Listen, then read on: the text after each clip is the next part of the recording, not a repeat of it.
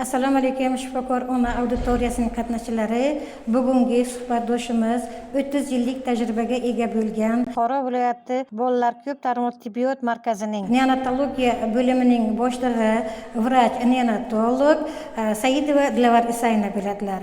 Ko'pchilik onalarimizni xavotirga soladigan savollardan biri bu chaqaloqlar axlati. Shu to'g'risida suhbat olib boramiz.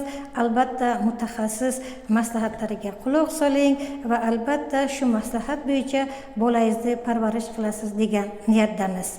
Assalomu alaykum qadrli onajonlar. Bugun biz siz bilan chaqaloqlar axlati haqida so'z yuritmoqchiman. Nimaga deysizmi? Chunki birinchidan bu azaldan onalarni, ayniqsa buvijonlarni xavotirga solib kelayotgan holat bo'lsa, ikkinchidan bu fiziologik chaqaloqlarda o'tayotgan fiziologik jarayon haqida ko'pchilik onalarning tushunchaga ega emasligi va uchinchidan chaqaloqlarni birinchi 6 oyda shifokordan shifokorga tinmay yugur qilishlariga sabab bo'luvchi omillardan biri bo'lib hisoblanadi. Endi shu borada aytib o'tishim kerakki, ko'p yillik shu tajribamdan kelib chiqib shuni aytmoqchimanki, ko'pincha bizga chaqaloqlarni onalari, buvilar bilan, ba'zida ota-onalar birgalashib, ikki tomondan qudalar bilan birgalashib murojaat bilan kelishadi. Mana bu chaqalog'imiz bir kunda 7 marta, 8 marta ichi o'tyapti. Ichi sariq, suvli, qanaqadir oqimtir qo'shimchalari bor yoki ichi to'q, yashil rangda o'tyapti, ko'k o'tyapti. Ba'zida ichi o'tmayapti 3 kundan beri, 4 kundan beri ichi ketmayapti degan savollar bilan murojaat qilishadi.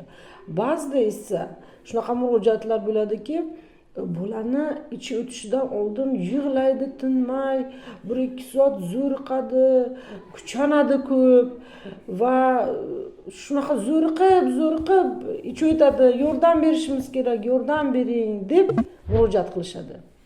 Endi har bitta bu yuqorida aytgan so'zlarimga bittadan to'xtalib o'tmoqchiman. Birinchidan, chaqaloqlar, yangi tug'ilgan chaqaloqlar tug'ilgandan keyin tashqi muhitga moslashish davri ketadi. Ular hali bosh miyasi, nerv sistemasi, oshqozon ichak trakti yetuk emas. Ya'ni tashqi muhitga moslashmagan. Ular 9 oy ona qornida onani ozuqasi bilan va hujayralar miqyosida oziqlanib o'rgangan. Ichaklarida birinchi axlat mekoniy paydo bo'lgan bo'ladi. Va endi tashqi muhitga moslashish jarayonida birinchi 3 kunlikda mekoniy o'tadi.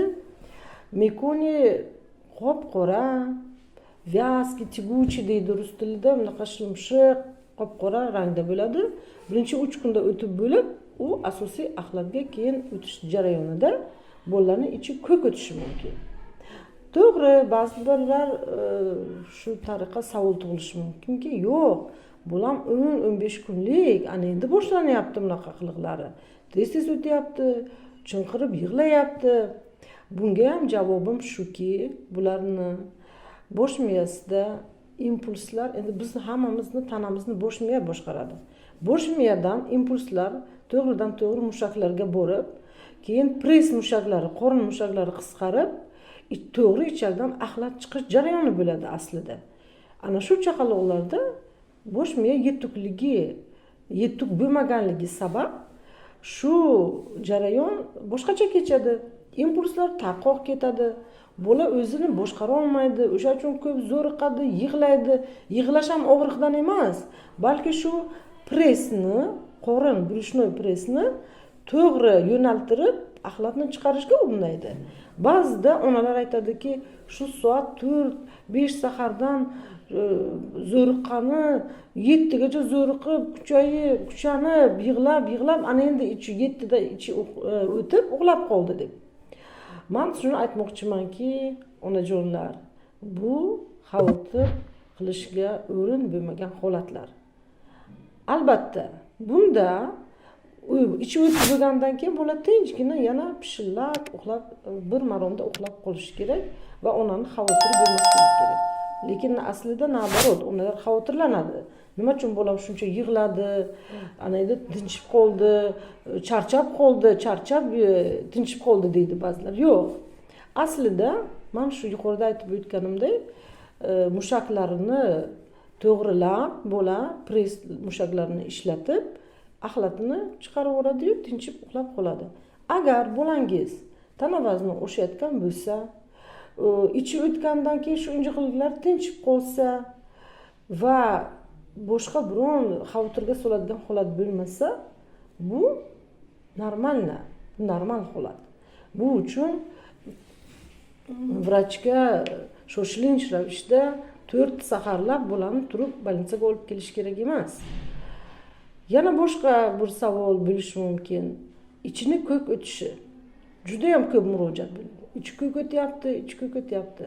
Aytib o'tmoqchiman, qadrli onalar, axlat qop-qora, oq, qizil, shu qon aralash axlatdan tashqari hamma rangdagi axlatlar bu normal axlatlar. Axlat ko'kim turib o'tishi mumkin.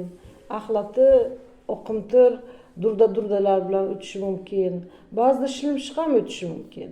Bular ham normalni. Lekin doimo bolani ahvoliga qarash kerak. Ya'ni demoqchimanki, bolani o'zi tabiati, o'zini holati, yig'isi bilan bola qayerda og'riq borligini tushuntirib bera oladi. Agar bolani qorni yumshoqqina, o'zi ham yig'loq emas, ichi o'tishida yig'lamaydi, normalni bo'lsa, lekin ichi ko'k bo'lsa, bu normal holat. Bu uchun xavotir qilinish kerak emas. Bu onaning bir ovqatlanish jarayonida qanaqadir mevalar iste'mol qilganda bo'lishi mumkin. Sun'iy ovqatlantirishda ham bo'lishi mumkin ko'k. Bu bolani o't pufakdan o't ajralib chiqishi bilan bog'liq. Bular uchun xavotirlanmayman. Va yana bitta juda ko'p murojaat bo'ladigan holat qabziyat. Juda ham ko'p qabziyat deb kelishadi. Endi bu albatta birinchi bir oylikka taalluqli so'zlar. Где-то 15 kunlik bolalar, 20 kunlik bolalarni olib kelishadi. 3 kundan beri ichi o'tmaydi. Biz xavotirdamiz deb to'g'ri xavotirlanishadi odamlar. Lekin men ko'pchilik auditoriyaga shuni aytmoqchimanki, ona suti bilan boqilayotgan chaqaloqlarda ona suti ichakda so'riladi. To'liq so'rilish natijasida axlat paydo bo'lmaydi. Shu uchun 5-7 kungacha ichi o'tmasa, bu normal holat. Lekin bunda bola odatdagiday bo'lishi kerak. Qornida sanchuq, dam bo'lmasligi kerak. Qorni yumshoqqina bo'lishi kerak. Gazlari normal o'tishi kerak. Bu ko'rib turibsizki, bolani qorni yumshoqqina, bola uxlayapti. Uxlash jarayoni ham hech qanaqa buzilmagan, lekin ichi o'tmayapti. Yugurib sho'xcha qilib, qanaqadir bir glitserinlar bilan shamchalar qilib ichini o'tkazishga shoshilmang. Bu normal holat. Endi qadrli onajonlar, buvijonlar, hammalaringizga doimo sog'lom chaqaloqlarni voyaga yetkazish va tarbiyalashni tilab qolaman. Hozir men aytib o'tgan so'zlarim bu tavsiya yoki bu meditsina qo'llanmasi emas.